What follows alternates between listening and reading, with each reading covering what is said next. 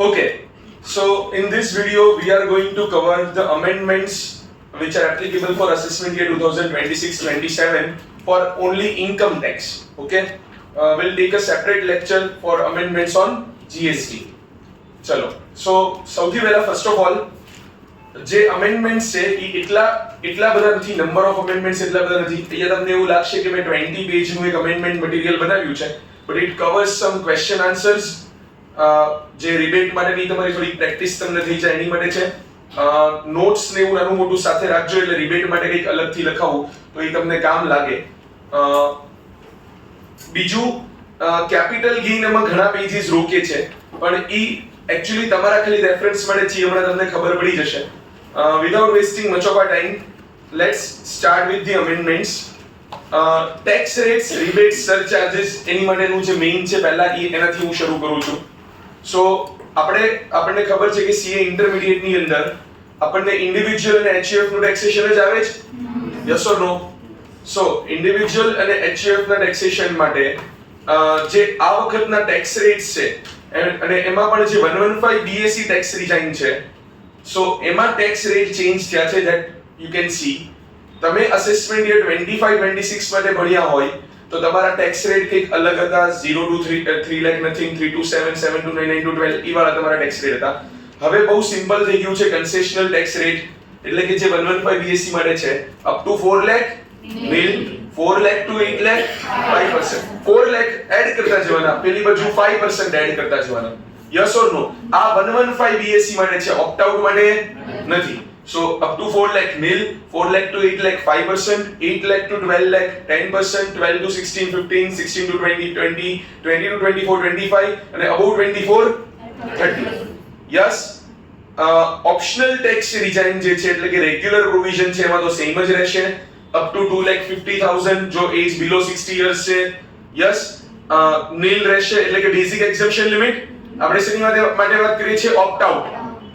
Yes, up to 3 lakh એટલે કે 60 years કે વધારે હોય, but up to any age less than 80 years હોય, અને રેસિડેન્ટ હોવું જરૂરી છે. યસ, રેસિડેન્ટ હોવું જરૂરી છે એ પર્સન, કારણ કે રેસિડેન્ટને જ સિનિયર સિટીઝન કહેવાય છે, બીજા કોઈને સિનિયર સિટીઝન કહેવાતું નથી. 80 years જે છે એટલું હોય અને રેસિડેન્ટ હોય તો એનામાં 5 lakh. એમાં કાઈ ચેન્જ નથી, જે હતું એનું એ જ છે. I am just repeating the thing. Yes or no? 250 or 3 lakh or 5 lakh સુધીનું 250 to 5 lakh 5%, above 5 lakh 25 to 10 20%, above 10 30%. So it remains the same. આમાં there is no big deal. આટલું ડન. જે ચેન્જ જે છે, હવે જો આ બધું તમને અહીંયા તમને બધું લખેલું બધું જોવા મળશે. નોટ્સ જે આખું મેં નવું મટીરીયલ બનાવ્યું છે, તમને જે મેં ક્લાસ વર્ક બુક આપી હતી એમાં ચેપ્ટર 1 હતું ને, ટેક્સ રેટ ને આ તે વાળું, રિબેટ, ટેક્સ રેટ, સરચાર્જ વાળું, એ આખું ચેપ્ટર 1 આમાં અપડેટ કરીને મેં મૂકી દીધું છે. Okay done. અને અહીંયા જે બધા નવા ટેક્સ રેટ છે, ઓકે, જેમાં 115 ડબલ બી અને ડબલ બી છે, એટલે કે આપણે જે કેઝ્યુઅલ ઇન્કમ છે તો સેમ જ છે, અને કેપિટલ ગેઇન ના જે છે 112 A, 112, 111A એ બધા ટેક્સ રેટ એ થશે કે જે 23 જુલાઈ પછીના હતા. અગેન હું કેપિટલ ગેઇન સાથે કવર કરી લઈશ, don't worry about it. The special tax rate have to be applied. The special tax rates have to be applied on respective component of total income, and the general slab rate have to be applied on the balance of total income as per the tax regime in which he pays tax. તો જે special rate છે ઈ શેના પર apply થશે? ઈ special ઇન્કમ્સ પર apply થશે. Okay, અને balance જે છે એટલે કે સ્લેબ ઇન્કમ છે ઈ હવે તમે ઓપ્ટ આઉટ કર્યું હોય તો up to 250 nil, 250 to 5 lakh વાળું, અને ઓપ્ટ આઉટ નથી કર્યું તો up to 4 lakh nil, 4 to 8 lakh 5%, 8 lakh to 12 lakh 10% ઈ વાળું એપ્લાય થશે. Okay done. Unexhausted basic exemption limit can however be adjusted against long term capital gain taxation taxable under 112, 112A and short term capital gain. એટલે આ કોની વાત કરીએ છીએ?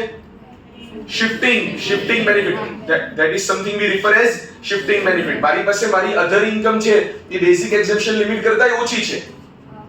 મારી other income, if it is even less than the basic exemption limit, then I can shift the special rate income in the for taking the benefit of slab. See, that I cannot do for casual incomes. Casual incomes are taxed flat at 30%. Yes or no? ચલો, હવે surcharge અને rebate આવ્યું. Surcharge જે તમે ભણ્યા એમ જ છે, જે મેઇન ચેન્જ છે એ રિબેટમાં છે. અહીંયા મેં જો એટલા માટે બધું કવર કરી લીધું છે કે તમારા માટે એક ફાઇનલ ટેક્સ રેટ વાળું મટીરીયલ પ્રિપેર થઈ જાય. આ તમે મારી નોટ્સ જે છે એ તમે તમારી પાસે ખાલી રાખો એટલે તમારી માટે ફાઇનલ ટેક્સ રેટ વાળું મટીરીયલ પ્રિપેર થઈ જશે. ઓકે, સો જે આપણને ખબર છે કે 50 લાખ ટુ 1 કરોડ 10%. આ હું કોની વાત કરું છું? 115 BSE. Okay, I'm talking about 115 BSE in this case.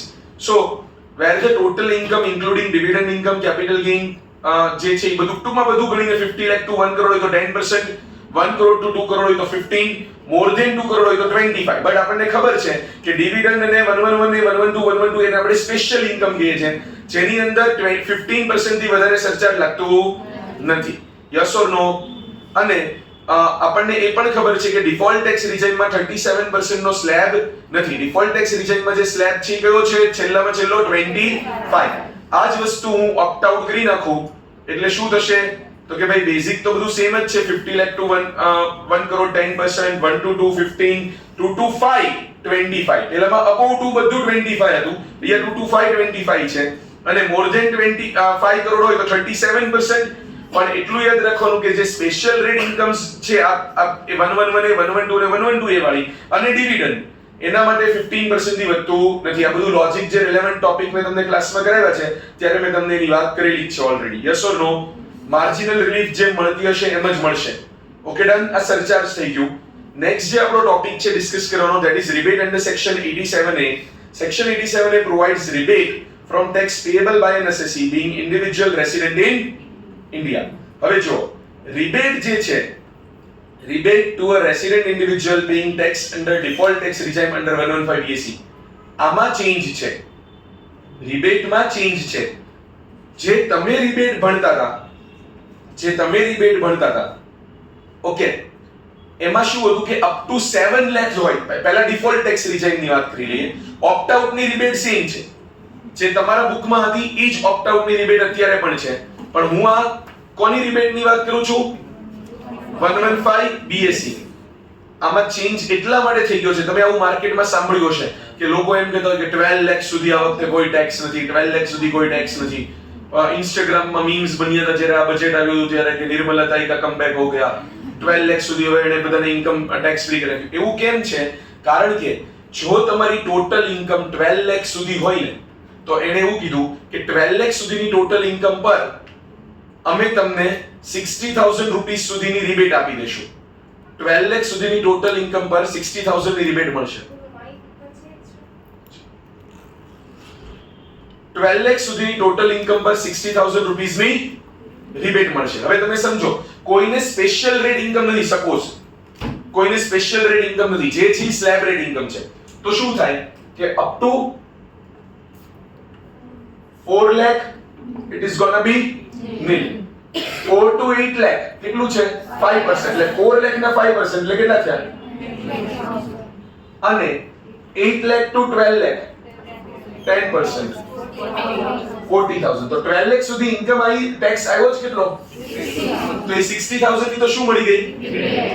એટલે બેઝિકલી જો તમારી પાસે કોઈ સ્પેશિયલ રેટ ઇન્કમ નથી તો અપ ટુ 12 લાખ જે છે ઈ તમારો જે ટેક્સ આવશે એટલી ને એટલી એક્ઝેક્ટલી સામે તમને શું મળી જશે? રિબેટ મળી જશે. Getting it or not?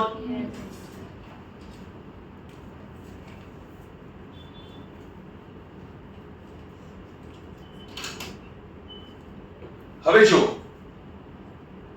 આ કઈ વાત થઈ? Total income is up to 12 lakh. તો જ if total income of such individual does not exceed 12 lakh rupees, તો અને તો જ આ વાત છે. જો ટોટલ ઇન્કમ 12 લાખ થી એક્સીડ થઈ ગઈ તો જે પેલી માર્જિનલ રિલીફ મળે છે, જે તમને તમારા અટેમ્પ્ટમાં it was up to 7 lakh અને 7 લાખ 1000 હોય તો યાદ છે 1000 નો ટેક્સ આવે. 7 લાખ 2000 થાય તો 2000 નો ટેક્સ આવે. યસ ઓર નો? એટલે એવી જ રીતે અહીંયા રીતે બીકોઝ તમે સમજો કોકને 12 લાખ સુધીની ઇન્કમ હતી તો 60,000 નો ટેક્સ આવ્યો. ઓકે, અને એની પૂરા ટેક્સની શું મળી ગઈ તમને? રિબેટ. હવે સપોઝ કોઈની 12,01,000 ઇન્કમ થઈ ગઈ તો શું થાય, એના પ્રોબ્લેમ કેવા થાય? તો કે 12,01,000 એટલે રિબેટ મળતી બંધ, તો એનો up to 4 lakh nil, 4 lakh to 8 lakh, 5% એટલે 20,000, 8 lakh to 12 lakh, 10% એટલે 40,000 એટલે 60, અને ઉપરના 1,000 ના 15% એટલે 150 રૂપીસ ઈ થયા, એટલે 60,000. હા કે ના? એટલે તમારી ઇન્કમ 1,000 થી વધી અને તમારો ટેક્સ 60,000 સમથિંગ થી વધી ગયો. That is not fair. હા કે ના? મારી ઇન્કમ જેટલાથી વધે એના કરતા વધારે મારો ટેક્સ વધી જવો જોઈએ નહીં. That is the funda which was there in your attempt to, જે તમે આની પહેલાનો અટેમ્પ્ટ આપ્યો છે જાન્યુઆરીનો કે તમે સપ્ટેમ્બરનો અટેમ્પ્ટ આપ્યો હતો, તો એટલે કે તમે અસેસમેન્ટ યર 25-26 માં હતા ત્યારે પણ એ એપ્લિકેબલ જ હતો ફંડા, પણ ત્યારે કેવી રીતે હતું? 7 લાખ થી. સમજાય છે? ઈ 7 લાખ વાળું હવે કેટલું કરી કાઢ્યું એને? 12 લાખ. Got it? 12 લાખ સુધી કોઈ ટેક્સ નથી, તો ઓબ્વિયસલી 12,01,000 મારી ઇન્કમ થાય તો ટેક્સ કેટલો આવવો જોઈએ? 1,000 only. Yes or no? So that is the case. એટલે if total income, here jo second point, if total income of such individual exceeds rupees 12 lakh and the income tax payable on such total income exceeds the amount by which the total income is in excess of 12 lakh, the rebate would be as follows. જો આપણે આ મોડ્યુલમાં આપ્યા છે steps છે. શું છે? Step 1 total income minus 12 lakh, એટલે ટોટલ ઇન્કમ માઈનસ 12 લાખ એટલે 12,01,000 થયું તો it would be 1,000. Step 1 would be 1,000. Compute income tax payable on B. On total income, sorry. That would be B. Compute income tax payable on total income. એટલે 12,01,000 પર income tax payable ગણી નાખો. તો suppose હમણાં આપણે ગણ્યું એ પ્રમાણે 60,150 જેવું આવ્યું. Yes or no? તો ઇન્કમ નવી આવી સ્ટેપ 1 ખાલી 1,000 અને ટેક્સ કેટલો નવો આવ્યો? 60,150. તો if B is greater than A, yes, B is greater than A, then rebate is equal to B minus A. B minus A એટલે 60,150 minus A એટલે 1,000 એટલે 59,150 ની શું મળી જશે? રિબેટ. એટલે અલ્ટિમેટલી ટેક્સ કેટલો આવ્યો? 1,000. એના પર 4% HEC એટલે 1040 would be your tax payable. આવો સમ છે એક મોડ્યુલમાં જ આપ્યો છે, તેથી ડિટો ઉઠાઈ લીધો છે અહીંયા, એ હું હમણાં તમને કરાવી દઉં. Okay done? આટલું ક્લિયર? હવે બે વસ્તુ છે. મેં તમને એમ કીધું કે આ 12 લાખ વાળામાં કેમ તમને બેનિફિટ થશે? કારણ કે તમારી સ્પેશિયલ રેટ ઇન્કમ નહીં હોય તો 12 લાખ સુધી જેટલો ટેક્સ લાગે છે એ બધાની રિબેટ મળી જશે. But what if sir I have special rate income? What if I have special rate income? Then what? તો એક વસ્તુ નવી આવી છે, સાંભળી લો કે હવેથી અહીંયા જો મેં લખ્યું છે, however rebate under section 87A is not available against tax payable for special rate income if assessee pays tax under default tax regime. 115 BSc માં તમે ટેક્સ પે કરવાના છો તો હવેથી રિબેટ સ્પેશિયલ રેટ ઇન્કમ પર નહીં મળે. ડોન્ટ વરી, સમ બનાવ્યા છે, કરાવું છું. ઓકે?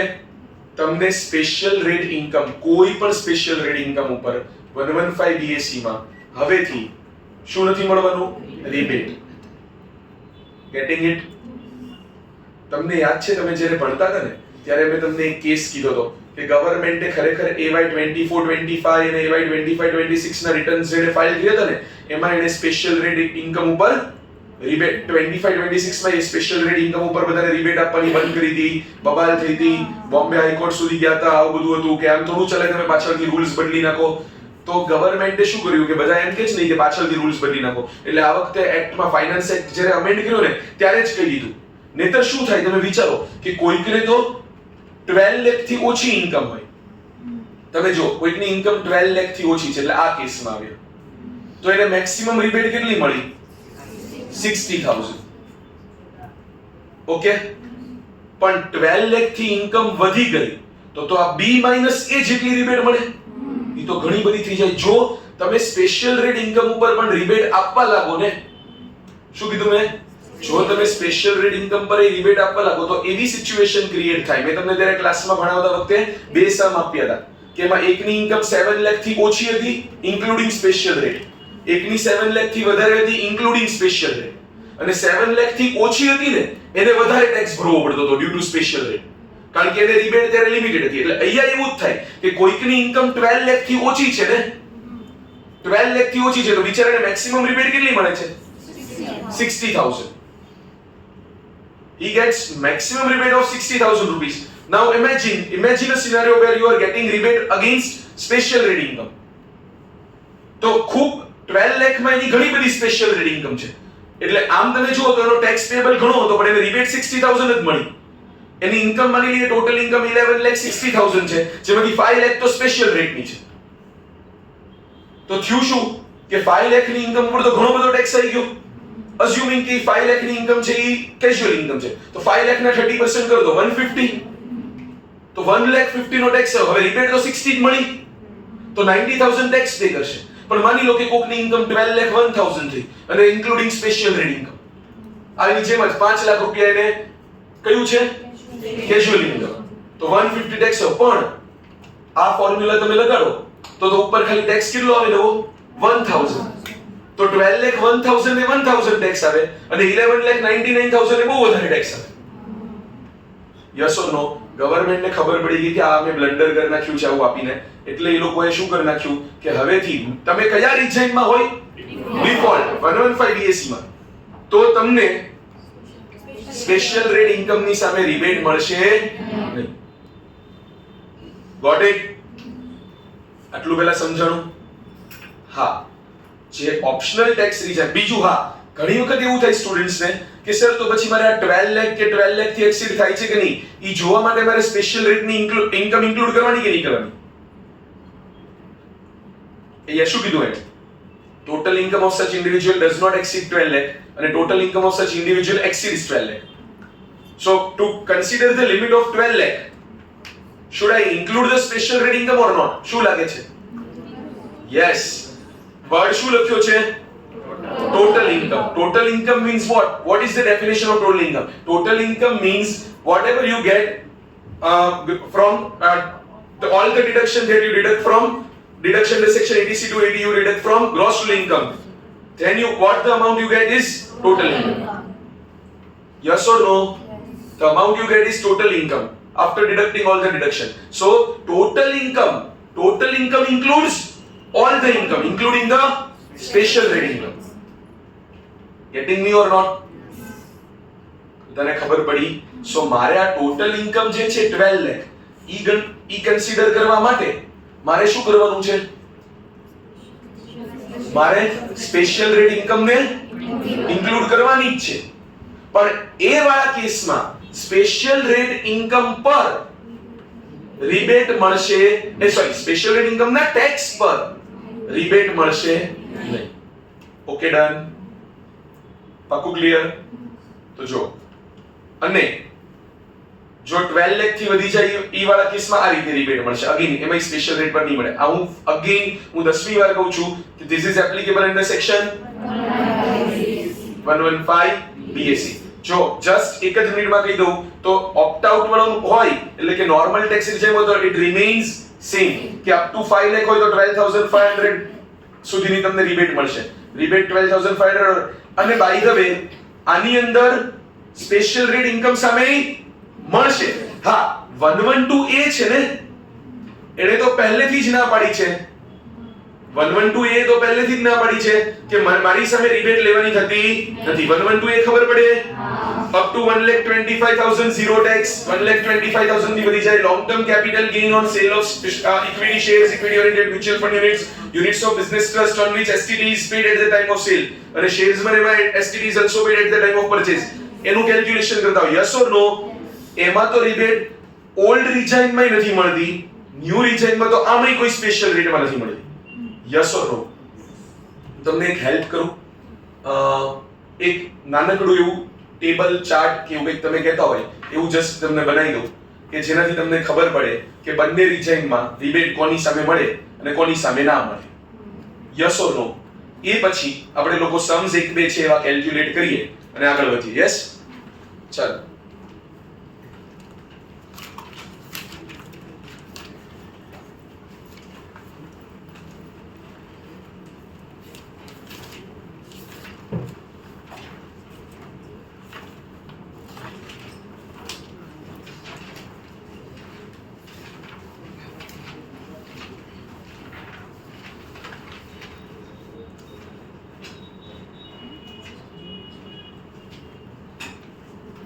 અહીંયા ધ્યાન.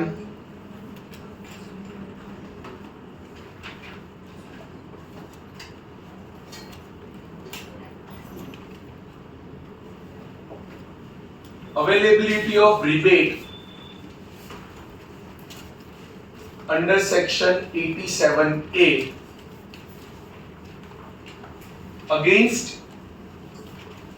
special rate income.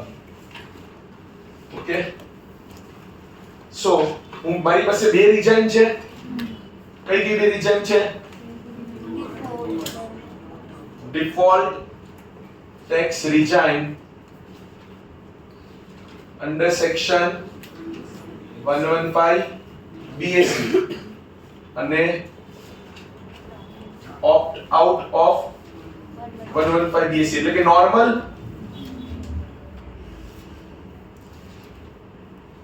બોર્ડ પર દેખાય છે. Yes, so default tax regime under section 115 BSE and opt out. હવે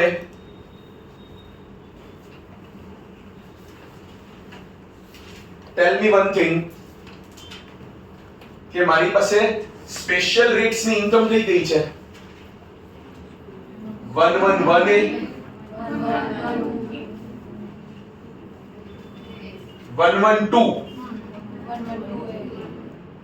112A અને casual income. So default tax regime 115 BSE default tax regime માં છો તો availability of rebate, will rebate be available against 111A 112A casual income? પણ opt out કરી લઉં તો 111A માં 112 માં પણ 112A માં અહીંયા yes. આટલું સમજ પડી? ક્લિયર? સો આ જે છે ઈ વર્કઆઉટ મેં એટલા માટે કર્યું છે કે જેનાથી તમને એવું ખબર પડી જાય કે રિબેટ હવે કોના સામે મળશે, કોના સામે નહીં મળે. Got it?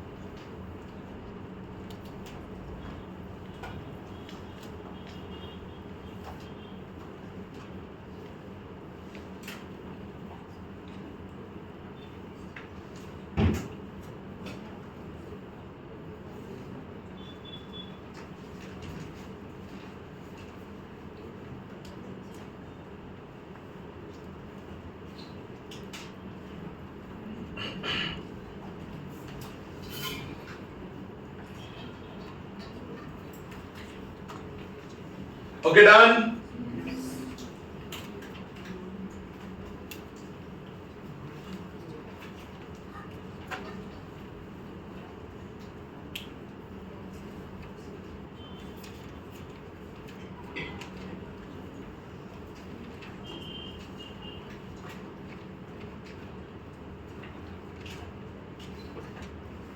Okay, let's solve some questions. Okay. Problem on rebate under section 87A. મળ્યું બધાને? પ્રોબ્લેમ મળ્યો? Is the question visible? Okay. Mr. X જેની એજ 50 years છે, a resident individual, furnishes the following details of his income for previous year 2025-26. Okay. Business income કેટલી છે? 8 lakh. બધું compute કરીને. STCG under section 111A is 1 lakh. LPCG under section 112. LPCG under section 112 is compute total tax liability of Mr. X for EY 26-27 under default tax regime. Okay, હવે મારે default tax regime માં calculate કરવું છે. પહેલા મારે ઈ જોવું પડશે, અહીંયા ધ્યાન, પહેલા મારે ઓબ્વિયસલી જોવું પડશે કે મારી ટોટલ ઇન્કમ 12 લાખ સુધી છે કે 12 લાખ થી વધી છે. ઓકે, કારણ કે 12 લાખ સુધી હોય તો maximum rebate which is available is 60,000. 12 lakh થી વધારે હોય તો rebate which is available is B minus A. Yes or no? Now calculate total income. 8 plus 1 9, 920 plus 2 11 lakh 1120 એટલે મારી total income it is up to 12 lakh. હવે જો working કરી દઉં છું બોર્ડ પર જ તે, પછી આમાં નીચે સોલ્યુશન એ મેં કરાવીને ટાઈપ કરાવીને પેલા જેમી અહીંથી લખાવ્યું છે આની અંદર. ઓકે, એટલે તમને લોકોને સોલ્યુશન મળી જાય. પણ જેવું પેલું બોર્ડ પર આપણે ઓલવેઝ ચાર્ટ ફોર્મમાં જે કરતા હોઈએ છીએ એવું મારાથી આવી રીતે ટાઈપ કરવાનો એટલો બધો એવો ચાર્ટ બનાવવાનો ટાઈમ નતો. સો મેં જે આન્સર પેલું બનાવ્યો તો એમાં મેં જેમી અહીંથી કરી દીધું છે. સો પ્લીઝ અહીંયા ધ્યાન. મારી ટોટલ ઇન્કમ થઈ 11 લાખ 20,000, જેમાંથી સ્લેબ ઇન્કમ કેટલી થઈ? ઓકે, 111 is 112 20,000 અને 112A 2 lakh. હવે હું કેલ્ક્યુલેટ કરું તો સ્લેબ માટે it is simple, up to 4 lakh nil, 4 lakh to 5%. That means okay, so slab income per tax આયો 20,000. 1 lakh ના 20%. હવે તમારે વિચારવાનું નથી કઈ કેપિટલ ગેઇન તમારે જે અઘરું હતું ને તમારા અટેમ્પ્ટમાં કે 23 જુલાઈની પહેલા અલગ રેટ, 23 જુલાઈની પછી અલગ રેટ, હવે એવું કઈ વિચારવાનું થતું નથી. એ હમણાં કેપિટલ ગેઇનમાં ફરી રિપીટ કરીશ. હવે જે છે એ નવા રેટ્સ જ એપ્લિકેબલ છે. Got it? સો 1 લાખ ના 20% is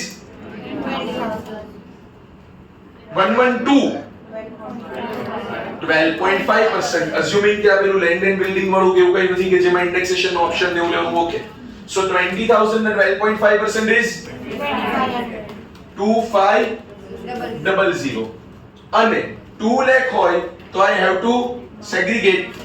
1,25,000 per tax would be nil and the remaining 75,000 tax would be 12.5%. that is rupees 9375.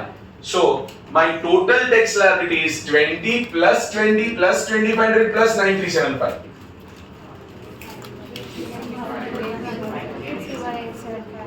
Income tax 51,875. હવે આમ તો એવો વિચાર આવે કે total income is up to 12 lakh તો રિબેટ કેટલી મળી જાય? 60,000. તો ચલો 60,000 ની રિબેટ લઈ લો. લેવાની? રિબેટ ખાલી શેના પર મળશે? સ્લેબ. આની રિબેટ મળશે. So less rebate under section 87A 20,000.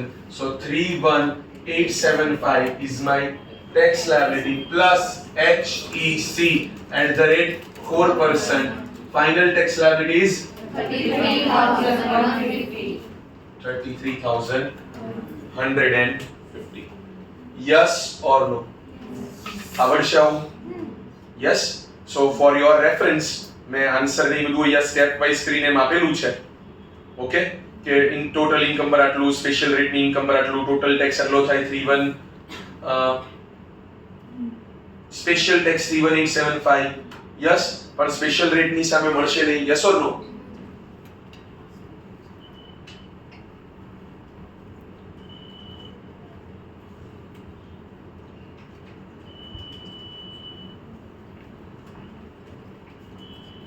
Okay, done. maximum rebate 60. However, rebate is not available on special rate income. Rebate allowed only against this. Okay, done. समझ पड़ी? अभी क्यों ना 33150? Okay, done. હવે જે મેં બીજો સમ બનાવ્યો ને એ મેં બનાવ્યો ઓપ્ટ આઉટ માટે. શેની માટે બનાવ્યો? ઓપ્ટ આઉટ માટે. Mr. Y is a resident individual aged 55 years who has opted out of default tax regime. His income is as under: business income 3 lakh, income under section 111A 40,000, income under section 112A 1 lakh. Calculate tax liability for AY 26-27. હવે તમને ખબર છે કે ભલો 112A ની income ભલે 140 રહે, મને 125 પર ટેક્સ લાગવાનો નથી. But yet to see that whether I am eligible to get rebate or not, I have to consider entire 140 because 140 is part of my gross total income. 140 is part of my total income. 125 ને જે લોકો એમ કહેતા હોય છે કે 1,25,000 is exempt, that is wrong. Up to 1,25,000 there is no tax. Yes or no? તો આ તો હું ઓપ્ટ આઉટ કરું છું. Yes or no? Who has opted out છે ને કેસ? તો ઓપ્ટ આઉટ માં મને રિબેટ ક્યારે મળશે? My total income is up to 5. Yes or no? અને ઓપ્ટ આઉટ માં મને સ્પેશિયલ રેટ ની ઇન્કમ સામે રિબેટ મળશે? Yes. બધી સ્પેશિયલ રેટ સામે મળશે. તો યસ કોના સામે નહીં મળે? 112A. Got it? તો જો મેં આ એવો સમ બનાવ્યો કે જેમાં બધું જ આવી ગયું, બધો મસાલો આવી ગયો. યસ. હવે જો ટોટલ ઇન્કમ તમારી કેટલી થઈ?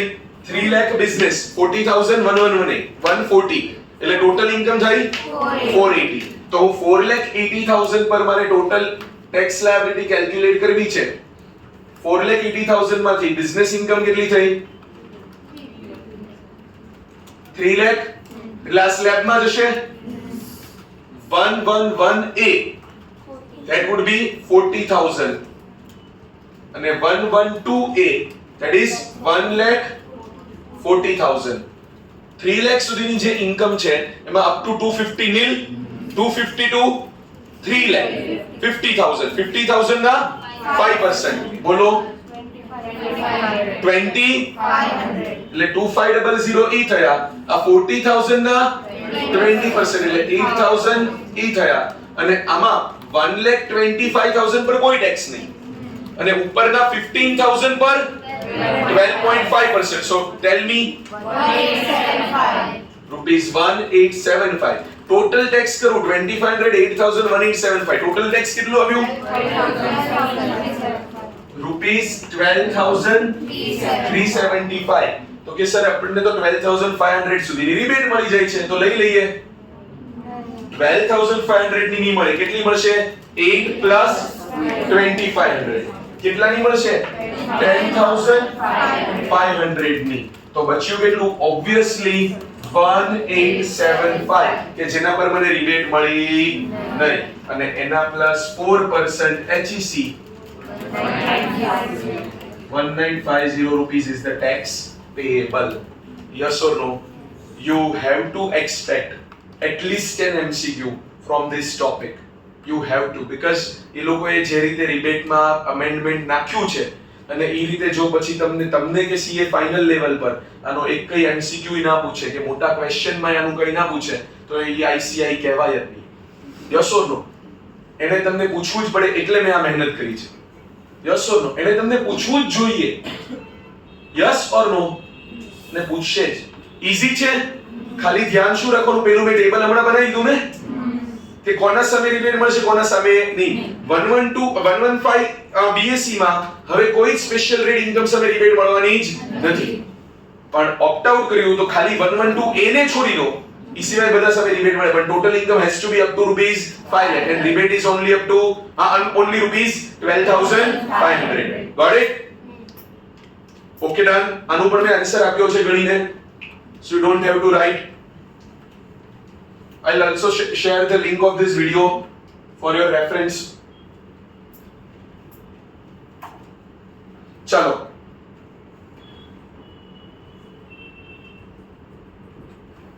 okay, done. જો 1875 પ્લસ HCC આવી ગયું ને, બધું ગણી નાખ્યું છે. ચાલો હવેનું જે છે આ થર્ડ વન, એ મારી પાસે પછી ઓછો ટાઈમ હતો ભાઈ ગઈકાલે, સો મેં ડાયરેક્ટ મોડ્યુલમાંથી ઉઠાવી લીધો. આ એવો ક્વેશ્ચન છે કે જેમાં ટોટલ ઇન્કમ છે ને વધી જાય છે 12 લાખ.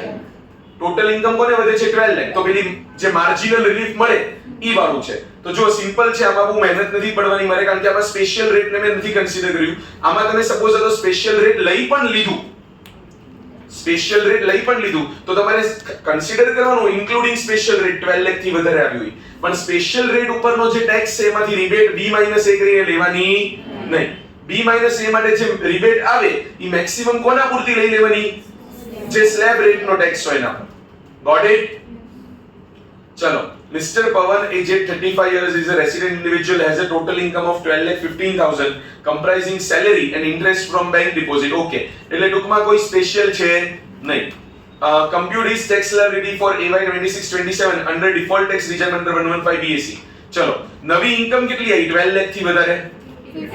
12,15,000 એટલે 15,000 ટેક્સ કેલ્ક્યુલેટ કરું તો up to 4 lakh 0, 4 lakh to 8 lakh 5% એટલે 20,000, 8 lakh to 12 lakh, 4 lakh ના 10% એટલે 40,000 એટલે 60, અને ઉપરના 15,000 ના 15% 2250.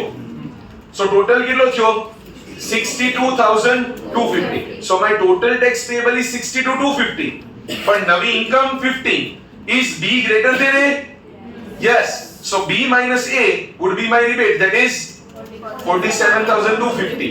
એટલી રિબેટ થઈ ગઈ. તો 62,250 માંથી 47,250 માઈનસ કરો. ઇન શોર્ટ જે ઉપરના નવા 15 આવ્યા એ જ મારો ટેક્સ લાયબિલિટી, અને પર 4% કરી દઉં એટલે 15,600. એક્ઝામમાં તમારી પાસે બહુ ટાઈમ ના હોય ગણવા માટેનો, તો ઓબ્વિયસલી આટલી મજૂરી કરવા ના રહેવાય. જે ઉપરની ઇન્કમ છે એ જ મારો શું છે ટેક્સ. આવું ક્યાં સુધી થાય છે 12,59,000 કે એવું એક સમથિંગ છે. એ એક રિવર્સ વર્કિંગ કરેલો નંબર છે, એ હું તમને કહી દઈશ. ઓકે, એટલે એ 1259 સમથિંગ જ કંઈક છે, ત્યાં સુધી તો તમને રિબેટ એલિજિબલ છે જ. ઓકે, એટલે એનાથી વધારે હોય તો રિબેટ મળવાની નથી. Yes or no? તો રિબેટ ગણવાની નહીં. એનાથી ઓછી હોય લાઈક 12,25,000 ઇન્કમ છે તો 25,000 તમારી ટેક્સ પ્લસ 4% HCC, ખતમ. Yes or no? બટ હા, એમાં સ્પેશિયલ રેટ હોવી જોઈએ નહીં. સ્પેશિયલ રેટ વાળા કેસમાં જે મેં કીધું એ સાચું પડશે નહીં. Okay, done. સ્પેશિયલ રેટ આમાં એકાદ એડ કરીને તમે નાનું મોટું જે છે 12-15 ના પાર્ટમાં થોડુંક સ્પેશિયલ રેટ હોય એવું એડ કરીને સમ બનાવીને મને આન્સર મોકલજો, મને WhatsApp કરજો. સાચું હશે ખોટું હશે હું તમને કહીશ. યસ ઓર નો? અને એવું હશે તો હજી હું ફ્રી પડ્યો તો એક એવો સમ બનાવીને તમને ગ્રુપમાં શેર કરી દઈશ કે જેની અંદર 12 લાખ થી વધતી પણ હોય અને એકાદું સ્પેશિયલ રેટ હોય જેમાં સ્પેશિયલ રેટ પર રિબેટ મળશે નહીં, પણ ઉપરના પર B- A કરીને મને રિબેટ મળી જશે. Got it? તો એ પણ હું એક સમ ઇન્ક્લુડ કરી લઈશ. Got it? આટલું સમજ પડી? સો આ રિબેટ વાળા सम्स હતા કે જે મારે કવર કરવાના હતા. આ મેઇન પાર્ટ હતો આજના આપણા અમેન્ડમેન્ટનો. 50% અમેન્ડમેન્ટ્સ આમાં પૂરા થઈ ગયા એમ માની લો, કારણ કે બાકીનું જે છે TDS TCS ને એવા બધું છે, બાકી નાની નાની વાત ખાલી કરવાની. સો આ સરચાર્જ રિબેટ આપણે સમજ્યું. પછી એક સાવ નાનકડું અમેન્ડમેન્ટ જે છે એ એવું છે કે tax rate for domestic company. હવે તમને કંપનીના ટેક્સ રેટ આમેય ખાસ યાદ નથી, તમે લોકો ઇન્ટરમીડિયેટ કંપનીના ટેક્સ રેટ ભણતા નથી, પણ કદાચ તો MCQ માં કેમ ક્યાંક પૂછ્યું હોય એટલે બાકી તમને જે કંપનીનું ટેક્સ કેલ્ક્યુલેશન આવતું નથી. હવે અહીંયા છે ને એવું છે કે if the total turnover or gross receipt for previous year 23-24 is less than 400 crore તો 25%, અધર કેસમાં 30% ડોમેસ્ટિક કંપની. હવે આ રેટ તમે જોશો ને તમારી બુક સાથે તો તમને એમ જ લાગશે તો સેમ છે, there is no amendment. Rate નથી, આ યર ચેન્જ થયું છે. પહેલા રેફરન્સ યર હતો ને, જે ટર્નઓવર માટે રેફરન્સ નું યર લેતા હતા ને, એ કંઈક 2021 or 21-22 લેતા હતા. એની બદલે હવે કયું રેફરન્સ યર લે છે 23-24. Yes or no?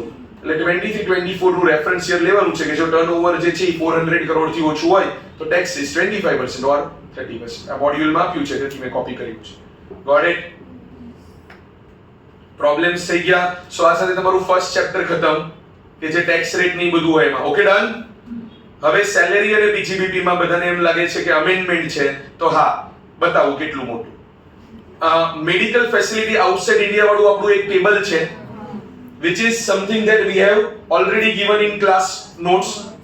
તો એમાં એવું હતું કે પરક્વિઝિટ ક્યારે નોટ ચાર્જેબલ ટુ ટેક્સ, તો એમાં છે ને મેડિકલ ટ્રીટમેન્ટ માટે અને કોસ્ટ ઓફ સ્ટે અબ્રોડ એમાં જેટલું આરબીઆઈ અલાઉ કરે છે ત્યાં સુધી, પણ જે કોસ્ટ ઓફ ટ્રાવેલ હોય ને એમાં આપણે એમ કીધું હતું કે જો ટોટલ ઇન્કમ અને gross income up to 2 lakh હોય તો એને બધું એક્ઝમ, 2 લાખ થી વધુ તો બધું ટેક્સેબલ. તો એ 2 લાખ ની બદલે હવે કેટલું થઈ ગયું છે? That's it. અમેન્ડમેન્ટ. બીજું અમેન્ડમેન્ટ, સ્પેસિફાઈડ એમ્પ્લોયી ની ડેફિનિશન યાદ છે? સ્પેસિફાઈડ એમ્પ્લોયી તો આપણે કોને સ્પેસિફાઈડ એમ્પ્લોયી કહેતા હતા ખબર છે? તો કે આ ડિરેક્ટર હોય, સબસ્ટેન્શિયલ ઇન્ટરેસ્ટ હોય અને 50000 સુધી, એટલે મેં કીધું તું લગભગ મોટા ભાગના લોકો શેમાં આવી જાય? સ્પેસિફાઈડ માં. યસ ઓર નો? 50000 હતું ને, ઈ 50000 વાળું હવે શું કરી નાખ્યું? એન્યુઅલ 4 લાખ. એની જે કેશ સેલેરી જે ડ્રો કરે છે એમાં શું નહીં ગણવાનું? નોન મોનેટરી બેનિફિટ્સ નહીં ગણવાના, સેક્શન 10 ના પેલા જે એક્ઝમ્પ્ટ હોય નહીં ગણવાના, અને આ બધા જે ડિડક્શન્સ મળી જતા હોય એ બધું એમાંથી લેસ કરી દેવાનું. એ બધું ટૂંકમાં કહેવાનો મતલબ જે 50000 હતું એની બદલે હવે તમારી બુકમાં તમારે શું કરી નાખવાનું છે? 4 લાખ. Okay done. મેં તમારી બુકમાંથી જે ઉઠાવી લીધું અહીંયા મૂકી દીધું અને એમાં 50 ની બદલે 4 લાખ કરી નાખ્યા. એટલે તમને ખબર પડે તમારી પાસે આપણી જ ક્લાસ વર્ક બુક હોય એને જ તમારે અપડેટ કરી દેવી હોય તો મેં અહીંયા આવી રીતે તમને મટીરીયલ આપ્યું છે કે તમે એને જ અપડેટ કરી શકો. Okay done. સમજ પડી? ત્યાં જે આગળ મેં જ્યાં 50 લખ્યા હતા એની બદલે ભૂસીને કેટલું લખવાનું છે? 4 લાખ. જો એ બોલ્ડ કરી દીધું. ડન. એટલે નવી બુક કે એની કઈ જરૂર નથી. સેમ વે પીજીબીપી ની અંદર બેઝિકલી કોઈ અમેન્ડમેન્ટ, આ સેલેરી નું પૂરું. પીજીબીપી માં બેઝિકલી કોઈ અમેન્ડમેન્ટ નથી, પણ 43B H યાદ છે? માઇક્રો સ્મોલ એન્ટરપ્રાઇઝ ને પેલું 45 ડેઝ એગ્રીમેન્ટ કર્યું તો પેમેન્ટ, એગ્રીમેન્ટ ના કર્યું તો 15 ડેઝ માં કરવાનું, ના કરો તો પછી જે યર માં પે કરશો એ યર માં ડિડક્શન મળશે પેમેન્ટ બેઝ. યાદ આવે છે? એમાં માઇક્રો અને સ્મોલ એન્ટરપ્રાઇઝ માટેના જે પેલા ટર્નઓવર ની ઇન્વેસ્ટમેન્ટ ની લિમિટ હતી ને ઈ અપડેટ થઈ છે. એટલે અગેન ઈ જે તમારું મટીરીયલ છે એમાં આટલું અપડેટ કરી નાખજો. હવે માઇક્રો એન્ટરપ્રાઇઝ કહેવા માટે investment in plant and machinery equipment ની લિમિટ 2.5 કરોડ થઈ ગઈ છે અને ટર્નઓવર ની લિમિટ 10 કરોડ થઈ છે. અને સ્મોલ કહેવા માટે ઇન્વેસ્ટમેન્ટ ની લિમિટ 25 અને ટર્નઓવર ની લિમિટ 100 કરોડ છે. Got it? આમાં કોઈ કોન્સેપ્ટ નથી કે હું તમને સમજાવું, આ યાદ રાખવાનું છે. પહેલા જે બીજી લિમિટ હતી કે 1 કરોડ ને 5 કરોડ ની વાળી લિમિટ્સ હતી એ ચેન્જ થઈને આવી રીતની લિમિટ થઈ ગઈ છે. મીડિયમ એન્ટરપ્રાઇઝ આપણે કન્સિડર કરતા હોતા નથી. Got it? આ પીજીબીપી ખતમ. No other amendment in PGBP. Capital gains પહેલા જ શરૂ કરતા પહેલા કોઈને એમ લાગે કે 5-7 પેજ નું અમારા સરે કેપિટલ ગેઇન નું મટીરીયલ આપ્યું છે અમેન્ડમેન્ટ નું, તારા સરે ના આપ્યું, તો પહેલા જ સર કહી દે છે academic note, as such there are no amendments in capital gain for assessment year 26-27, but however the chapter has become easier for you. For assessment year 25-26 you have remembered law relating to capital gain prior to 23rd July 2024 and on or after 23rd July 2024. બે ટાઈપના લો યાદ રાખતા હતા આપણે. એ નક્કી કરવું છે કે અસેટ શોર્ટ ટર્મ છે કે લોંગ ટર્મ, તો આપણે બે જોતા હતા પ્રાયર છે કે પછી. પછી આપણે એ રેટ નક્કી કરવું કે રેટ કયો લાગશે, તો કે પ્રાયર કે પછી. ઇન્ડેક્સેશન થશે કે નહીં, તો થશે કે નહીં, તો પ્રાયર છે કે પછી. તો because હવે તમે કયા યરમાં છો? your relevant previous year is financial year 25-26. entire law relating to capital gain as it stands on or after 23rd July. એટલે before વાળું કઈ યાદ રાખવાનું? got it? yes or no? આટલું ઈઝી થઈ ગયું છે.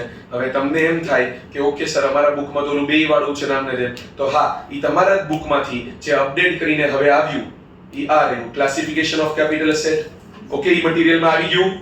Okay, proforma for computation of capital gain જે આપણા બુકમાં છે એમાં મેં બોલું લોંગ ટર્મમાં ઇન્ડેક્સેશન વાળું આપ્યું હોય અને શોર્ટ ટર્મ તો હવે ઈ આ રહ્યું ઇન્ડેક્સેશન દૂર કરેલું. યસ. કોસ્ટ ઇન્ફ્લેશન ઇન્ડેક્સ નવો કોકને જાણવો હોય તો કેટલો છે ઈ 376. સર ઈ અમને કોઈ કામનો ખરો? હા. તમને કયા કેસમાં તમારે ઇન્ડેક્સેશન કરવાનું છે ને એની તે મેં ક્લાસમાં જે નવી બેચને નોટ લખાવીને એવી એક નોટ તમારી માટે આમાં મેં પ્રિન્ટ કરીને આપી દીધી છે, હમણાં આવશે. ઓકે, એટલે તમારી માટે ઈ સારું થઈ જશે કે હવે તમને એમ થાય કે સર ઓલું આ ઇન્ડેક્સેશન કોઈકમાં જેમે કરવાનું ને કોઈકમાં નહીં કરવાનું, આમ તો નહીં જ કરવું છે, કરો તો ઈ આપણા વર્ડ્સમાં ઓન વર્ડ્સમાં મેં બનાવેલી નોટ્સ જે છે ઈ આની અંદર મેં હમણાં લખી છે, એ હું તમને બતાવી દઉં. ઓકે, એટલે તમારે ઇન્ડેક્સેશનની કોઈ બબાલ રહેશે નહીં જીવન. Okay done. તો જો overview of special rate. By the way special rates પણ પહેલા કયું હતું? 111 એમાં 15 અને 20 બે હતા. હવે શું છે? ખાલી 20. 112 એ હોય તો એમાં પહેલા 1 લાખ સુધી ને 1 લાખ સુધી નતું 1 લાખ ઉપર પાછું 10 હતું પછી પાછું 23rd જુલાઈ પછી હોય તો 125 સુધી નહીં ઈ 1 લાખ ને બધું જૂનું ભૂલી જવાનું જે છે ઈ હવે આફ્ટર વાળું જ છે તો it has become easier for you yes or no તમારું ઇન્ટરમીડિયેટ નું કેપિટલ ગેઇન હવે ઈઝી થઈ ગયું છે આટલું clear benefit of indexation and currency fluctuation will not be available તો 112 એમાં આમ પણ નતું અને 112 છે તો 112 માં આપણને ખબર છે હવે બધી એસેટ ઉપર ટેક્સ રેટ કેટલો છે sorry just a minute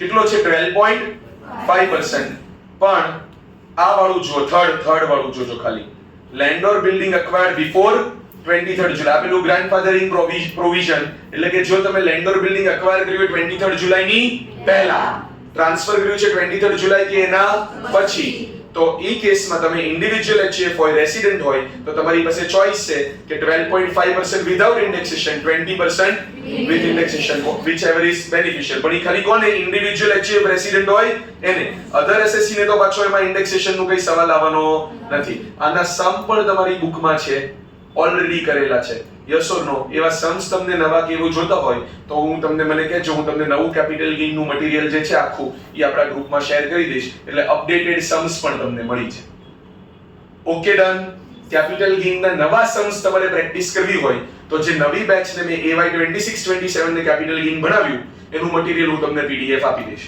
got it અત્યારે આ અમેન્ડમેન્ટ શીટ રહેવા દેવા માટે થઈને મેં એવું કંઈ કવર કર્યું નથી okay done in case of resident individual or HUF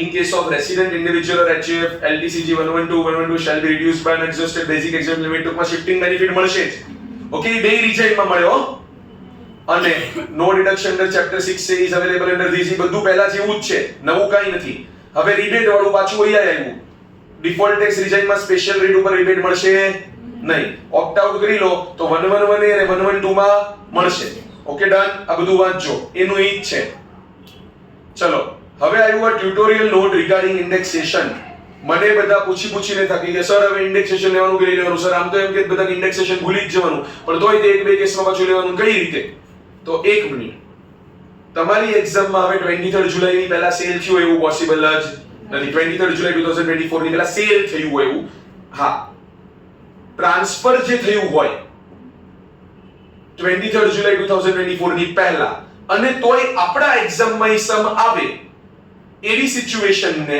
મેં આમાં કંઈક કવર કરી છે એ બતાવું તમને ટૂંકમાં હવે એક થંબ રૂલ યાદ રાખો ફર્સ્ટ થંબ રૂલ મારે ઇન્ડેક્સેશન કરવાનું નથી ભૂલી જાવ ઇન્ડેક્સેશન ની આખી system I'll forget the entire system of indexation thumb rule પણ exception sorry the thumb rule ના કહેવાય પણ exception basic rule is forget everything about indexation exception to the basic rule exception number 1 so however following 2 points shall be taken into consideration not while calculating capital gain but at the time of calculating capital gain tax in hands of individual HUF in case of transfer of land or building or both which was acquired prior to 23rd July and transferred on or after 23rd July 2024 one has to check most beneficial option from the following pay tax at the rate 12.5 without indexation pay tax at the rate 20 with indexation એટલે આ પહેલો case આવ્યો કે જેમાં મારે હજી indexation કરવું પડી શકે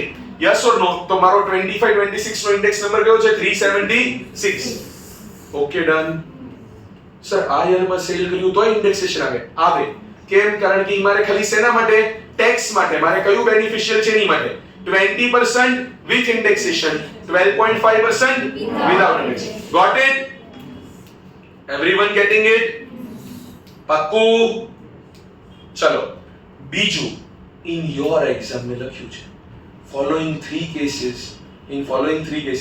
there is a possibility that date of transfer can be prior to 23rd July 2024 so you may have to do indexation in such case kaya conversion of capital asset into stock in trade compulsory acquisition અને insurance compensation. કેમ?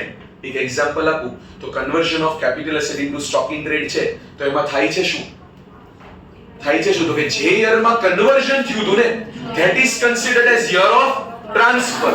પણ capital gain chargeable to tax કયા યરમાં હોય? જ્યારે મેં actually stock in trade sale કર્યો તો બની શકે સ્ટોક ઇન ટ્રેડ સેલ કર્યો 25-26 માં, પણ એ કન્વર્ટ થઈ ગયો તો કંઈક 21-22-22-23 ટૂંકમાં prior to 23rd July 2020. Yes or no? તો એ કેસમાં ટ્રાન્સફરની date prior to 23rd July છે તો તમારે ઇન્ડેક્સેશન કરવું પડે. અને ઇન્ડેક્સ ક્યાં સુધીનું કરવાનું? જે યરમાં ટ્રાન્સફર થયું એટલે કે 21-22 માં કન્વર્ટ થઈ ગયું હોય તો ત્યાં સુધીનું તમારે ઇન્ડેક્સેશન કરવું પડશે. Yes or no?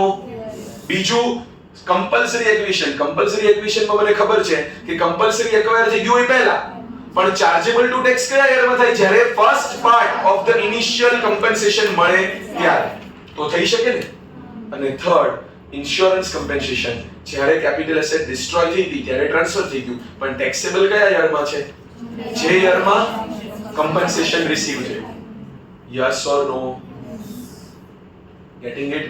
તો આ ત્રણ કેસમાં apart from that grandfathering provision જે હું એમાં ડિસાઈડ કરું છું કે with indexation without indexation which is very apart from that આ ત્રણમાં તમને ઇન્ડેક્સેશન હજી ટેસ્ટ કરી શકે.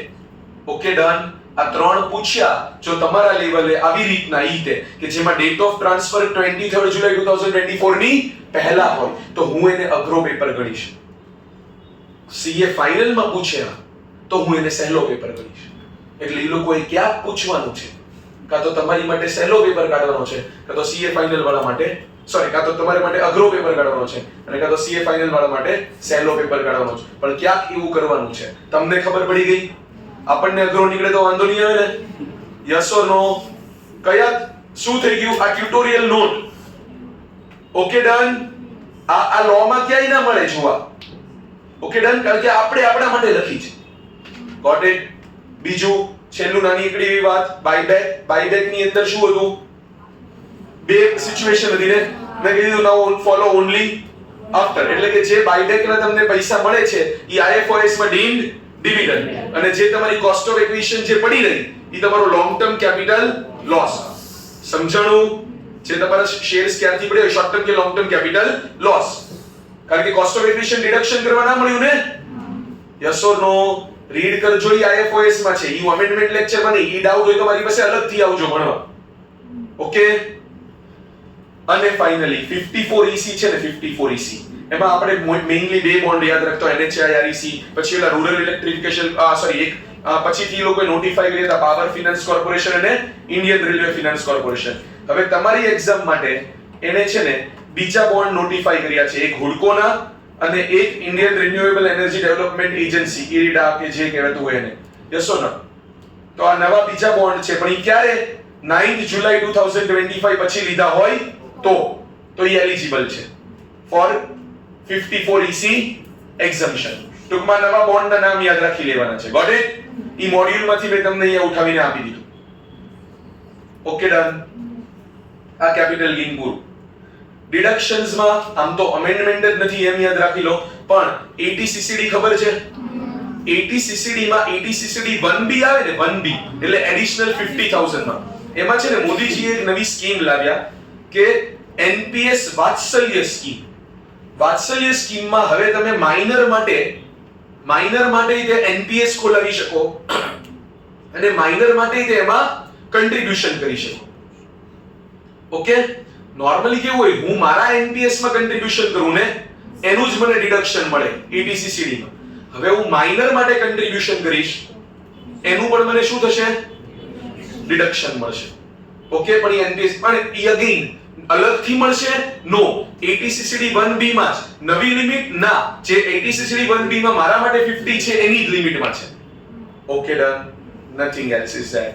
એમાં બે ત્રણ મોટા અમેન્ડમેન્ટ્સ જેવું થોડું બધું છે, calculation Indu CA final level પર શૂટ કરે છે એવું છે. ઓકે? તમારા લેવલ પર નથી. 80 CCD માં જ છે એમાં, પણ તમારું જે છે એઝ ઇટ ઇઝ છે. ટૂંકમાં ભૂલી જાઉં કંઈક આવું બોલ્યું કે કમેન્ટ આટલું જ અમેન્ડમેન્ટ છે.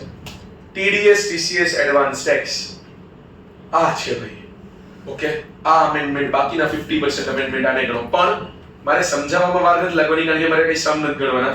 તમારે ખાલી તમારું જે મટીરીયલ છે ઈ શું કરવાનું છે? અપડેટ. ઈ અપડેટ કરવા માટેનો બધો મસાલો અહીંયા રેડી છે. સૌથી પહેલા જે આપણા મટીરીયલમાં આપણે આપતા હોઈએ છીએ એમ જ એક નવી સેક્શન આવી છે, પહેલા ઈ ભણી લઈએ. પાર્ટનર્સ રેમ્યુનરેશન, સેલેરી, કમિશન, બોનસ ખબર પડી. પાર્ટનરશિપ ફર્મ હોય ઈ પાર્ટનરને આપે, ઈ વાળી મેટર છે. તો એની માટે નવી સેક્શન આવી ગઈ 194T. મને એમ લાગે છે આ લોકો નવો ઇન્કમ ટેક્સ એક્ટ લાવ્યા છે એટલા માટે 2025, કારણ કે હવે એમ લાગે TDS ની બધી પ્રોવિઝન માટે U V W X Y Z જ બચ્યું. ઓકે, પછી Z પછી શું કરવું એટલા માટે એની કરતા કે એક્ટ જ બદલી નાખીએ. એટલે એક સેક્શન માં તો ઓલું એપેન્ડિક્સ કરી જ નાખ્યો, ચાલે આ TDS. Okay, done. સો આ અત્યારે નવી સેક્શન લાયા 194T. કયું પેમેન્ટમાં TDS થશે? Any sum in nature of salary, remuneration, commission, bonus or interest. What is the threshold limit? 20,000 rupees during financial year. Okay, 20,000 થી વધશે per person, per person. બધા પાર્ટનર નું ટોટલ નહીં, પર પાર્ટનર 20 થી વધશે તો થઈ. હવે 20 તો આપતા જોઈએ ને રેમ્યુનરેશન. યસ ઓર નો? ટૂંકમાં પાર્ટનરશિપ ફર્મ્સ ને એક નવી રિસ્પોન્સિબિલિટી આવી ગઈ કે પાર્ટનર્સ ના રેમ્યુનરેશન માંથી તમારે શું કરવું પડશે? TDS. Payer any person being a firm, paying partner, rate 10%, and time of deduction the credit or payment whichever is capital account માં નાખી દો એને ક્રેડિટ જ કહેવાય કે પાર્ટનર્સ કેપિટલ અકાઉન્ટ ક્રેડિટ કરો ને તો એને ક્રેડિટ કર્યું કહેવાય કે. Okay, done. Payment or credit whichever is નાનકડી એવી નવી સેક્શન. Okay, done. પછી ત્રણ ટાઈપના કમિશન યાદ છે? D, G અને H. D insurance commission, yes or no? H main commission અને G લોટરી ટિકિટ. તો ઈ કમિશન માં તમને યાદ હોય ને તો તમારી એક્ઝામ માં આવું હતું કે 5% અને 10% ને પાછું એવું હતું કે 2% અને 5% હતા. જો 1 ઓક્ટોબર 2024 ની પહેલા હોય તો 5% પછી 2%. એવું થોડું કોમ્પ્લિકેટ. તમે ડબલ રેટ યાદ રાખતા હતા. ઈ ડબલ રેટ યાદ રાખવાના ભૂલી જાઓ. હવે ખાલી શું છે? 2%. અને જો આ બધામાં તમે ડબલ રેટ યાદ રાખ્યા હતા 194D, DA, G, H. DA કયું? DA એટલે ઓલું ઇન્સ્યોરન્સ ની રિસીટ. તમે અલાઈવ છો અને ઓલા એન્ડોમેન્ટ પ્લાન માં તમને પૈસા મળ્યા જે 10D માં એક્ઝમ્પ્ટ થતું નથી. 1 લાખ થી વધારે મળ્યા તો એમાં જે ઇન્કમ નો પોર્શન હોય એના પર આપણે શું કરીએ છીએ? TDS. તો પહેલા તમે આવી રીતે બે રેટ યાદ રાખ્યા હતા. હવે એમાં શું છે? 2. બરાબર. IB યાદ છે? IB એટલે કયું? રેન્ટ વાળું, જે ઇન્ડિવિડ્યુઅલ એચએફ જેનું ટર્નઓવર એક્સીડ થતું નથી એને તે રેન્ટમાં 50,000 થી વધે તો કરવું પડતું હતું ને. એમાંય તમે બે રેટ યાદ રાખ્યા હતા. હવે 2 જ છે. અને M યાદ છે?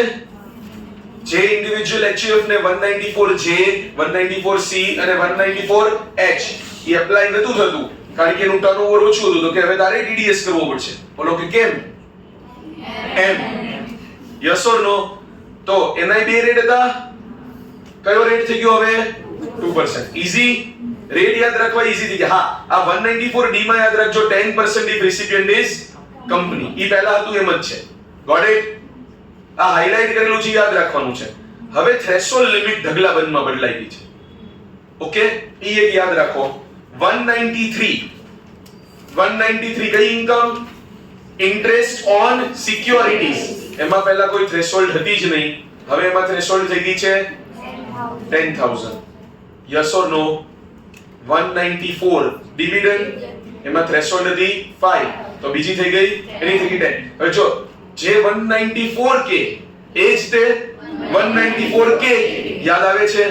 તો 194 માં અપડેટ થયું તો શું લાગે છે? 194K માં અપડેટ થવું જોઈએ કે ના થવું જોઈએ? થવું જોઈએ ને. તો તે જે 194K એ જ 194K કે. Yes or no? તો જો અહીંયા 5 એના શું થઈ ગયા? 10. K એટલે કયું? મ્યુચ્યુઅલ ફંડ માંથી ઇન્કમ. યસ ઓર નો? આટલું ક્લિયર? હવે તમને 194A નું જે મેં અહીંયા મટીરીયલ છાપ્યું છે જોઈને ઓ એમ થઈ ગયો સર આટલું મોટું અમેન્ડમેન્ટ. અરે મેં એટલા માટે આટલું બધું લખ્યું કારણ કે તમને ખબર પડે કે એક્ઝેક્ટલી તમારે તમારી ક્લાસ વર્ક નોટમાંથી શું ડિલીટ કરીને શું અપડેટ કરવાનું છે. તમારી ક્લાસ વર્ક બુકમાં તમે 194A માં નોન એપ્લિકેબિલિટી ઓફ TDS અંડર 194 એવું જોશો?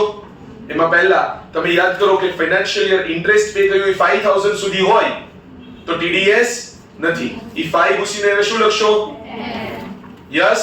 પણ જો બેંક કે ઈ તમને આપતા હોય, બેંક કે કોઓપરેટિવ સોસાયટી કે પે કરતો હોય તો કેટલું હતું? 40. ઈ પછી વધીને કેટલું થઈ ગયું?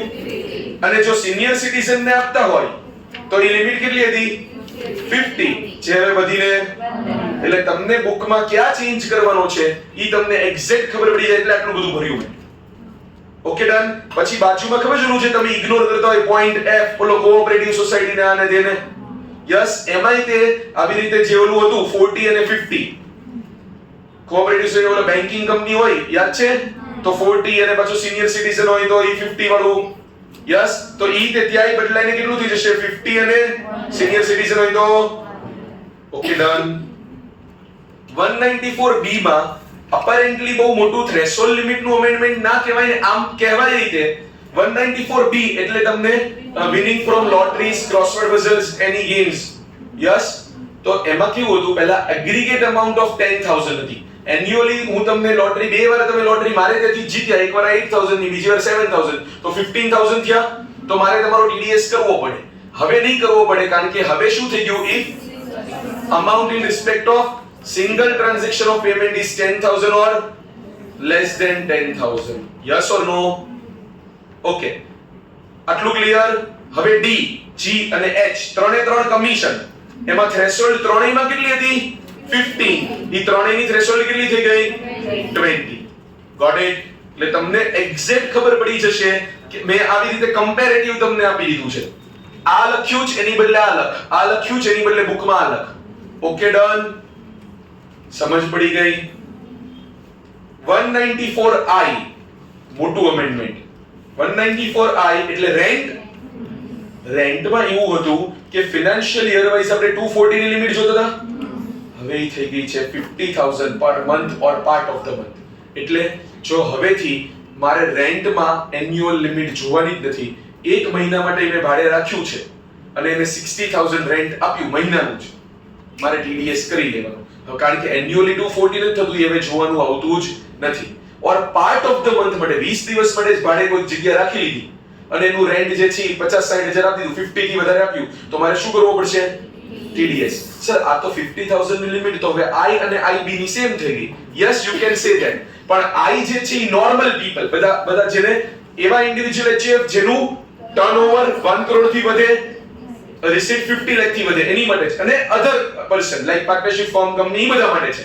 IB એવા ઇન્ડિવિડ્યુઅલ HF માટે છે જેને I લાગતું નથી. યસ અને IB માં 10 લેવાની જરૂર નથી અને એમાં TDS ખાલી લાસ્ટ મંથમાં જ કરવાનો હોય છે એક સાથે. Yes or no? તો અહીંયા તો મંથ ઓન મંથ TDS ની બધું રહેશે જ, ખાલી બદલાનું શું છે? Threshold limit. જે પહેલા તમે શું લેતા હતા? એન્યુઅલ 240, ઈ હવે મંથલી 50. Okay done. બીજી એક થ્રેશોલ્ડ બદલાણી ઈ 194 જેમાં બદલાણી કે જે મંથલી તમારા 30000 પહેલા સોરી એન્યુઅલી 30000 હતું, પ્રોફેશનલ ફી, પછી યાદ કરો ટેકનિકલ ફીસ, રોયલ્ટી, બરાબર ને? ઈ બધું 30000 ની લિમિટ જે હતી તો એની બદલે શું થઈ ગયું હવે? 50000. આ ડિરેક્ટર ફી માં હજી કોઈ લિમિટ છે જ નહીં, પહેલાય નથી હજી નથી. એટલે ડિરેક્ટર ને તો પહેલો રૂપિયો આપો એના પર જ તે પૈસા કાપી લેવાના TDS ના. યસ ઓર નો? આટલું ડન. કે વાળું જોયું ફાઇનલ. અને એક LA કરીને સેક્શન હતી, LA.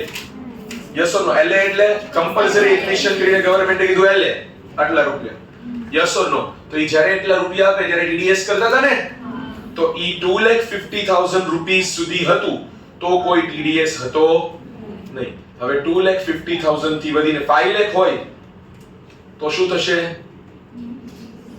5 લાખ થઈ જશે તો ત્યાં સુધી 5 લાખ સુધી હશે તો TDS થશે નહીં, 5 લાખ થી વધશે તો TDS થશે. ટૂંકમાં 250 ની લિમિટ વધીને કેટલી થઈ ગઈ? 5 lakh. Okay done. Section 206AB is abolished. 206AB એવું હતું કે રિટર્ન ફાઇલ ના કર્યું હોય, ડિફોલ્ટર હોય તો એને શું થતું હતું? ડિફોલ્ટર હોય તો શું કરવું પડતું હતું? એનો TDS વધારે હાયર રેટ થી કરવાનો હતો ને. બે સેક્શન હતી પનિશમેન્ટની, એક પેન ફર્નિશ ના કરો તો અને એક રિટર્ન ના ભર્યું હોય તો રિટર્ન ના ભર્યું હોય વાળી સેક્શન નીકળી ગઈ. પેન ફર્નિશ ના કરો તો હજી 20% વાળું ગૂંચવાક છે. Okay done. પણ જે 206AB હતી એ નીકળી ગઈ. Okay done. TCS માં પણ અમેન્ડમેન્ટ છે, TDS વાળા અમેન્ડમેન્ટ ડન. આટલું ક્લિયર. TCS માં જોઈ લો 2061 માં કહું, આમાં સેક્શન વાઇઝ જઈએ આપણે. આમાં એક અમેન્ડમેન્ટ તમને સાંભળીને બહુ મજા આવી જશે.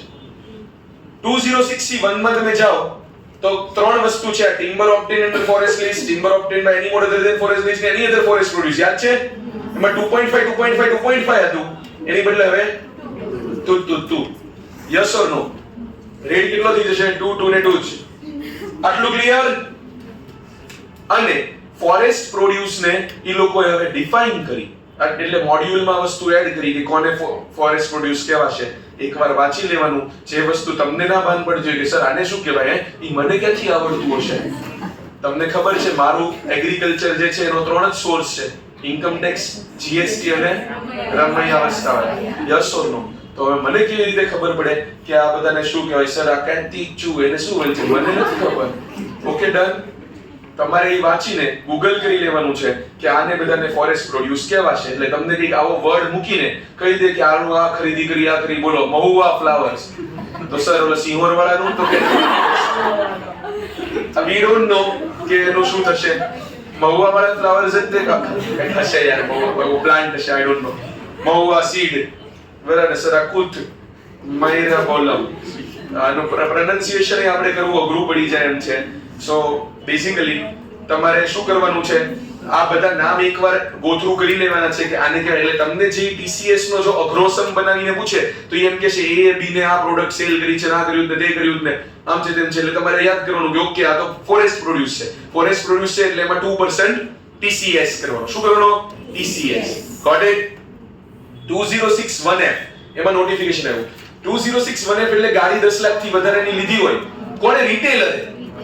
ડીલર થી ઓલો મતલબ મેન્યુફેક્ચરર ડીલર ને આપે તો એમાં હતો નહીં, પણ આપણે 10 લાખ થી મોટી ગાડી લેવા ગયા તો શું થતું હતું? TCS થતો હતો ને. એમાં તમે યાદ કરો, એમાં એવું લખ્યું હતું તમારી બુકમાં કે કાર ઓર એની અધર નોટિફાઈડ પ્રોડક્ટ્સ. ત્યારે કોઈ નોટિફાઈડ નથી, હવે એ પ્રોડક્ટ નોટિફાઈ થઈ ગઈ છે. બધી એવી વસ્તુઓ છે કે જે હાઈફાઈ છે, 10 લાખ થી વધારે વાળી ગયા. તો રિસ્ટ વોચ એટલે સર હું તો હમણાં જ ઘડિયાળ નવી લઈ આવ્યો, મને 10 લાખ થી મોટી લાવ્યો તો કે ના સર. તો બસ આમાં લિમિટ 10 લાખ ની તો રહેશે જ. એટલે 10 આ બધી લક્ઝરિયસ આઇટમ છે, બહુ મોટા લોકોની વાતો છે કે 10 લાખ થી વધારેની ઘડિયાળ લેતો હોય. Any art piece such as antique, painting, sculpture, any collectible such as coin, stamp, yacht, rowing boat, gun, helicopter, બોલો બરાબર. યોટ પાણી વાળું એ બધું છે. પેર ઓફ સનગ્લાસીસ 10 લાખ થી વધારેના. એટલે મિશન ઇમ્પોસિબલ માં ની વાળા સનગ્લાસીસ હોય, પછી બટન દબાવો એટલે ફોટો પડી જાય. આઈ ડોન્ટ નો, બરાબર ને. અને કાં તો ગેરંટી આપે કે આ પહેરશો એટલે બહુ પટી જ જશે. I don't know. Handbag, purse, બરાબર. આપણે પાસે પર્સમાં મૂકવા 10 લાખ ના, એની 10 લાખ પર્સ ની વાત કરે. Any pair of shoes, okay, sports wear or equipment such as golf kit, ski wear ને આ બધું વિરાટ કોહલી ની બધા માટે. એની હોમ થિયેટર સિસ્ટમ, અને તબડીક લીધો તમે 10 લાખ ની વધારે, બરાબર ને. કાં તો તમે ક્લબમાં રેસ લગાડવા, કાં તો પોલોમાં રમવા માટે, ઊંચા શોખ જેને હોય ઈ બધા લોકોને 10 લાખ થી ઉપર આમાં TCS થવાનું છે. આપણે કઈ બહુ ખાસ જીવનમાં એમ લેવા દેવા નથી, પણ એક્ઝામમાં કદાચ લેવા દે. આઈ વિશ કે તમે લોકો જીવનમાં એક દિવસ આ લેવા દેવા થઈ જાય, તમારો એમાં TCS થાય. આઈ વિશ સેમ ફોર યુ. મતલબ અને તમે આવું મારી માટે વિશ કરી શકો છો, બરાબર. હું આમાંથી કોઈક દિવસ કંઈક યોટ બોટ કે હેલિકોપ્ટર કે કંઈક વસાવું તો. બાકી હું સનગ્લાસ તો મને એવું નથી લાગતું આ છે મને કોઈ દી મન થાય. હોર્સ એપ્લિકેબલ થવાનો નથી આપણે. સો રિસ્ટ વોચ કદાચ થશે, અને આપણે શૂઝ ના યાર, બૂટ ના લેવા દે, ઘરેથી જ ના લેવા દે. તું હારા બહાર મૂકીને આવી થશે. સો યોટ વાળું આપણે કરો કંઈક મારા માટે પ્લે, બરાબર ને, કે હું યોટ લઉં 10 લાખ થી મોટી ને મારો TCS થાય. બાકી તમારા માટે જીપ જનરલી તમારે જે જોતું હોય, પર્સ જોતું હોય તો તમારે સનગ્લાસીસ જોતા હોય. Okay done. 2061G 1G માં અમેન્ડમેન્ટ છે. અગેન મેં શું કર્યું, હું એને ચાર્ટ બનાવીને એમાં મૂકી શકતો. મેં એવું ન કર્યું. મેં તમારું ક્લાસ વર્કનું મટીરીયલ હતું એમાં જ તમે સીધું શું કરી શકો, અપડેટ. એટલે આપણું જે નવું મટીરીયલ છે એ મૂકી દીધું. જોઈ લો, where the amount is purchased for overseas tour program, તો 10 લાખ સુધી 5% અને above that 20%. 10 લાખ સુધી. ઓકે, જે પહેલા શું હતું? હવે શું થયું? હું જૂનું યાદ જ કેમ કરું? હવે નવું જ ભણીએ છીએ એમ વિચારો ને કે 10 લાખ સુધીનું ઓવરસીઝ ટૂર પેકેજ લીધું તો કેટલું? 5%. બાકી 20%. યસ ઓર નો? અને તમે યાદ છે ઓવરસીઝ ટૂર પેકેજ સિવાય રેમિટન્સ કરો. હવે રેમિટન્સ માં એવું થઈ ગયું કે 10 લાખ રૂપિયા સુધી તો કોઈ ટીસીએસ જ નહીં. આઉટસાઇડ ઇન્ડિયા 10 લાખ રૂપિયા સુધી રેમિટન્સ કરી દો તો કોઈ ટીસીએસ થશે જ નહીં. પણ બાકી બધી જે વસ્તુઓ છે કે જેમાં ટીસીએસ થાય છે, 10 લાખ ઉપર ટીસીએસ થાય છે, તો એ કેટલા માટે? તો જુઓ, for the purpose of pursuing any education and the amount remitted out of loan obtained from any financial institution as defined 80. Education loan વાળું યાદ છે? એનું રીપેમેન્ટ કરો તો 0.5 હતો. હવે એમાં થશે જ નહીં. એક્ઝમ્પશન આવી ગયું કે એમાં હવે ટીસીએસ જ નહીં થાય. નીલ થઈ ગયું, nil. Okay done? Okay done. અને for the purpose of education or medical treatment હતું તો હવે બધા માટે જો 10 લાખ સુધી તો કાઈ જ નથી, એની ઉપર કેટલું?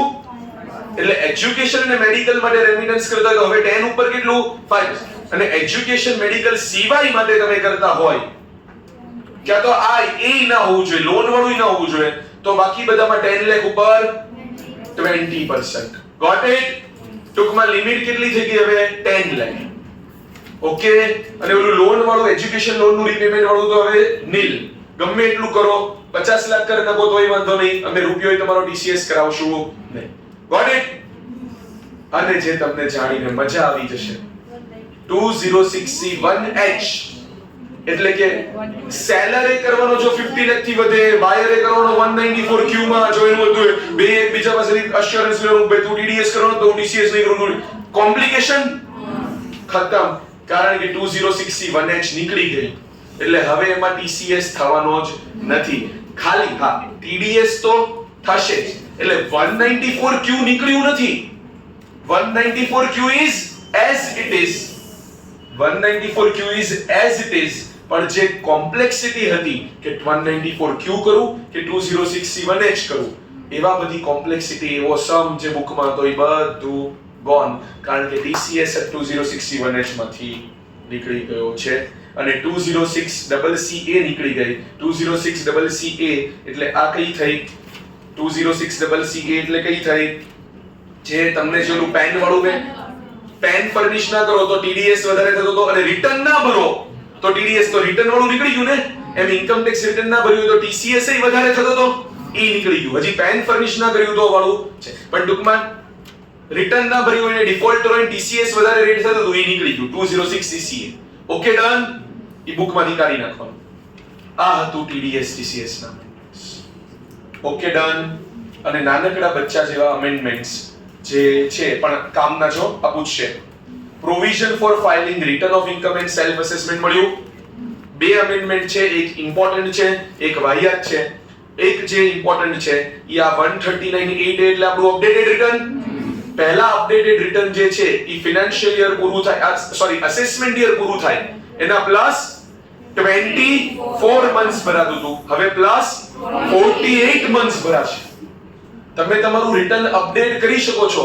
ફાઇનાન્શિયલ યર ખતમ થયો એના પ્લસ 48, સોરી અસેસમેન્ટ યર ખતમ થયો એના પ્લસ 48. યસ, એટલે આમ જો તો 5 વર્ષના રિટર્ન એ ખરે ભરાશે. જે ચાલુ અસેસમેન્ટ યર હોય એનું છે અને જૂના 4. Okay done. પણ તમને યાદ હોય તો 140B3 એટલે કે એડિશનલ ઇન્કમ ટેક્સ હતું કે જો તમે અસેસમેન્ટ યર ખતમ થયું એના સોરી અસેસમેન્ટ યર ના 1 યર ખતમ થયા 1 યર સુધી તમે લેટ તો ભર્યું, જો બિલેટેડ તો તમે ક્રોસ કરી ગયા, એટલે તમે અપડેટેડ રિટર્ન ભરવા માણસ આવે ક્યારે? 31 ડિસેમ્બર પછી. કારણ કે 31 ડિસેમ્બર સુધી તો ઈ શું ભરી નાખે? રિવાઇઝ કરી નાખે કાં તો બિલેટેડ ભરી નાખે. પણ તમારો 31 ડિસેમ્બર વયું ગયું અસેસમેન્ટ યરનું, ઈ પછીથી લઈને નેક્સ્ટ આખું અસેસમેન્ટ યર યાદ કરો, એટલે કે till the completion of first assessment year 1 year પૂરો થાય, પહેલા 12 મંથ્સ પૂરા થાય ત્યાં સુધી જો તમે અપડેટેડ રિટર્ન ભરતા હતા તો એડિશનલ ઇન્કમ ટેક્સ કેટલો લાગતો હતો? 25%. હજી લાગશે જ. 24 મંથ સુધી, 12 મંથ્સ થી 24 મંથ્સ તમે જતા હતા તો એડિશનલ ઇન્કમ ટેક્સ કેટલો લાગતો હતો? 50. હજી લાગશે. પણ હવે હજી તમને વધારે અલાઉ કર્યું. સમજાય છે? તો તમને થર્ડ અને ફોર્થ યર લાગુ કર્યું ને, એટલે થર્ડ યરમાં એટલે 24 મંથ્સ થી 36 મંથ્સમાં જશો તો એડિશનલ ઇન્કમ ટેક્સ કેટલો થઈ જશે? એટલે જે તમારો ટેક્સ પેએબલ પ્લસ ઇન્ટરેસ્ટ ને આ બધું જે હોય પેનલ્ટી ઈ બધા પ્લસ બીજા 60% અને ઈ તમે ફોર્થ યરમાં એટલે 36 મંથ્સ થી 48 કર્યું, 36 થી 48 કર્યું તો 70%. Got it? ઈ એડિશનલ ઇન્કમ ટેક્સ લાગી ગયો. આટલું ક્લિયર? પાક્કું ડન. અને એક બહુ વાહિયાત વસ્તુ હતી કે આધાર વાળી પ્રોવિઝન જે કોઈ વાંચતું નથી, હું આમાં ના મૂકું તો એમ લાગે સર અમેન્ડમેન્ટ કવર ના કર્યું, એટલા માટે ખાલી ફોર્માલિટી માટે. આપણે પહેલા એવું હતું કે આધારની બદલે છે ને તમે તમારું એનરોલમેન્ટ આઈડી ઇન્ટિમેટ કરી દો ને તો ચાલે, પણ તમે લોકો જ્યારે ભણતા હતા એટલે કે ફિનાન્શિયલ યર 25-26 તો ત્યારે એવું આવી ગયું હતું કે ભાઈ 1 ઓક્ટોબર 2024 પછી હવે એનરોલમેન્ટ આઈડી અમે આપી અલાઉ કરશું નહીં. એટલે કે એનરોલમેન્ટ આઈડી ની તમારે કમ્પલસરી શું આપવાનો? આધાર. પણ 1 ઓક્ટોબર 24 સુધી તો લોકો એનરોલમેન્ટ આઈડી આપીને પાન કાર્ડ લઈ લીધું હતું. તો કે જે લોકોએ 1 ઓક્ટોબર 2024 પહેલા એનરોલમેન્ટ આઈડી આપીને પાન કાર્ડ લઈ લીધું હોય અને આધાર નંબર ના આપ્યો હોય, એ લોકો લેટેસ્ટ 31 ડિસેમ્બર 2025 સુધીમાં પોતાનો આધાર કાર્ડ જે છે, આધાર નંબર જે છે એ આપી દે, ટૂંકમાં આધાર કાર્ડને લિંક કરી દે. Okay done. ટૂંકમાં એનરોલમેન્ટ આઈડી ભરીને પેન લીધું હોય તો આધાર 31 ડિસેમ્બર 2025 સુધીમાં તમારે આપી દેવાનું છે. પણ આને આપણે કન્સિડર અત્યારે કરતા નથી કારણ કે એટલું મોટું એક્ઝામ પર્પઝ માટે કંઈ ખાસ છે નહીં. And with this, we are done with it. All the amendments relating to Income Tax Act as applicable for assessment year 26-27 are here. Okay? Thank you everyone.